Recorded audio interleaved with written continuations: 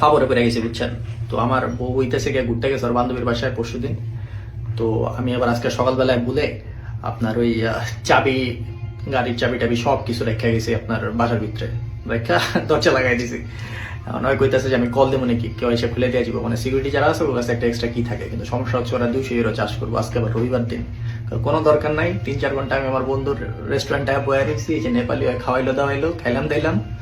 তো এখন এই যে আসছি আর কি জায়গায় কথা বলতে আপনাদের সাথে, যে এই টপিক্স নিয়ে পিছনে নেপালি গান বাজতেছে।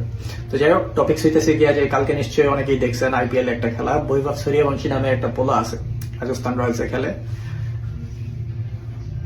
36 বলে 100 করছে, 15 বছরের পিচ্ছি। আমগো 100 করতে লাগে 50 ওভার প্লাস 11টা প্লেয়ার, ঠিক আছে 100 করতে। এই প্লেয়ারদের আবার একটা সংগঠন আছে, কি জানি বালের নাম, কোয়াড না কোয়াড কি জানি একটা বাল আছে। যাই হোক, ওরা আবার সম্মিলিত ভাবে আমিনুল ইসলাম বুলবুল রে সরাই দিয়ে আমাদের তামিম বাইরে বানাইছে হচ্ছে আপনার বোর্ডের সভাপতি।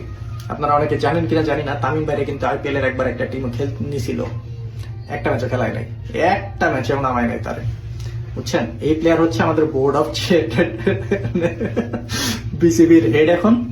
তো যাই হোক, তো যে আমিনুল ইসলাম বুলবুল তারা খেলায় দিচ্ছেন, সে আমিনুল ইসলাম বুলবুল আবার এখন বাংলাদেশ থেকে আইসিসির বোর্ড অফ ডিরেক্টরে চান্স পাইছে। বাংলাদেশ থেকে মাত্র একজনই নিছে ওরা, সেটা হচ্ছে আমিনুল ইসলাম বুলবুল, আর কোনো অপশনই নাই।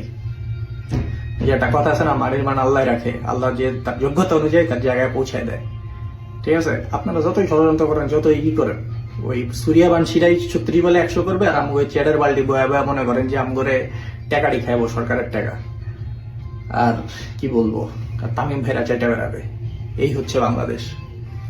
যাই হোক, কংগ্রেচুলেশন আমিনুল ভাই, আপনি আপনার জায়গায় ঠিক আছেন। আপনিও মনে করেন আমার মতো যা সুবিধা করতে পারতেন না, আপনি বিদেশে আছেন, ইন্টারন্যাশনাল লেভেলে খেলতেছেন, আপনার ইন্টারন্যাশনাল লেভেলে খেলা উচিত, ন্যাশনালে আপাতত যায়েন না।